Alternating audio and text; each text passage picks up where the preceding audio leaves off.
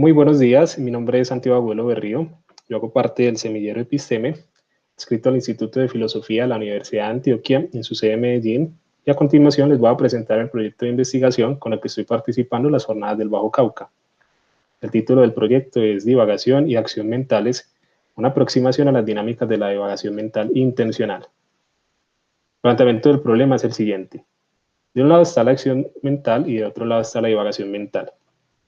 La acción mental consiste en un curso de pensamientos que la gente dirige de forma intencional hacia el logro de un objetivo. Por ejemplo, si queremos escribir un artículo de investigación sobre el cambio climático, vamos a dirigir nuestros pensamientos hacia la información relevante para lograr este objetivo, como por ejemplo el tema de los cambios súbitos de temperatura en algunas latitudes del mundo donde usualmente hacía mucho frío antes y ahora hace más calor, como por ejemplo la región de Noruega. Ahora bien, la divagación mental consiste en un curso de pensamientos que van de un tema a otro, que transitan de un tema a otro de forma cuasi aleatoria y usualmente al margen de cualquier control que la gente pueda ejercer. Sin embargo, en contextos experimentales, algunos autores han sugerido que existen casos de divagación mental intencional. Sin embargo, esto es problemático, porque la divagación mental se ha considerado de forma paradigmática un fenómeno pasivo, mientras que la acción mental se ha considerado un fenómeno activo. Un ejemplo específico de divagación mental podría ser cuando estamos tratando de trabajar y sin embargo nuestros pensamientos se dirigen de forma espontánea hacia una serie de pensamientos que no tienen que ver necesariamente con lo que sucede aquí en el ahora. Quizá unos planes para unas próximas vacaciones o incluso los recuerdos de una discusión que tuvimos recientemente con un familiar. Como estos pensamientos van de un tema a otro y son pasivos, es decir, la gente usualmente no los controla, se consideran que son un caso de divagación mental. Entonces, como les venía diciendo, es problemático considerar los casos de divagación mental intencional porque subieran una paradoja. Si hay algo en el mundo como la divagación mental intencional, entonces ¿acaso es una forma de acción mental? Y si esto es así, pues los pensamientos serían dirigidos, controlados, y no dirigidos y no controlados al mismo tiempo. Es por esto, entonces, que el objetivo general de mi investigación es analizar si existen casos de divagación mental que puedan ser considerados como acciones mentales. Y los objetivos específicos son los siguientes. Primero, revisar las teorías sobre la divagación mental que han surgido en el contexto de la era de la divagación mental. Algunos autores han considerado que estamos actualmente en la era de la divagación mental porque desde el año 2003 hasta la actualidad se ha aumentado mucho la investigación en torno a este tema. Nada más entre el año 2006 al 2018 se han reportado cerca de 132 artículos de investigación en donde la palabra clave divagación mental aparece. Entonces, es gracias a este auge que se ha denominado esta época la era de la divagación mental, y también se considera que estos estudios se han enfocado hacia esta temática porque los psicólogos y los neurocientíficos han retomado mucho el interés en el estudio de la conciencia.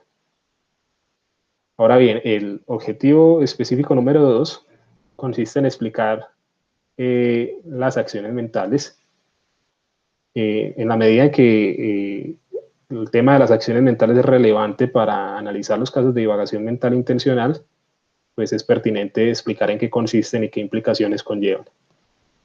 El objetivo específico número 3 es evaluar entonces la relación que hay entre la divagación mental y la acción mental, teniendo en consideración justamente la paradoja que les mencioné al inicio.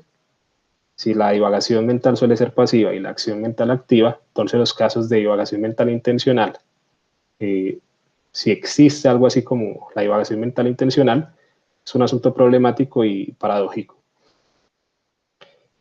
Huelga decir además que esta investigación es relevante porque el tema de la divagación mental se ha estudiado en contextos académicos, laborales, e incluso se ha considerado también que puede tener relevancia para el ámbito jurídico y ético. Se han investigado, por ejemplo, los casos de accidentes de tráfico que suceden justamente porque los conductores empiezan a divagar mentalmente, las distracciones que tienen los estudiantes en el aula de clase y las dificultades que tienen los trabajadores para mantener el curso de sus pensamientos enfocado en la tarea, es decir, cómo las funciones ejecutivas de los trabajadores se ven afectadas porque surgen una serie de pensamientos que no están relacionados directamente con lo que están haciendo en este momento y que afecta su desempeño. Desde luego que ahí hay una discusión mucho más amplia, porque también se ha considerado que la divagación mental no es necesariamente un asunto desadaptativo.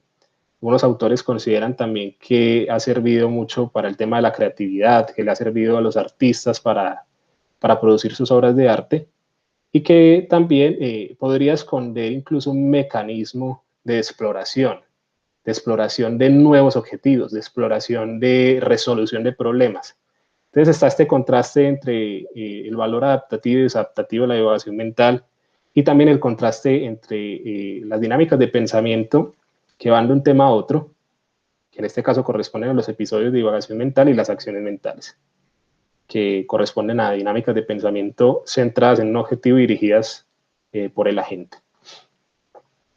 Ahora bien, la metodología utilizada en esta investigación consiste en una revisión documental. Es una investigación de orden filosófico, teorético, y el asunto principal es contrastar las dinámicas de la divagación mental y la acción mental con el fin de explicar justamente las dinámicas de los casos de divagación mental intencionales.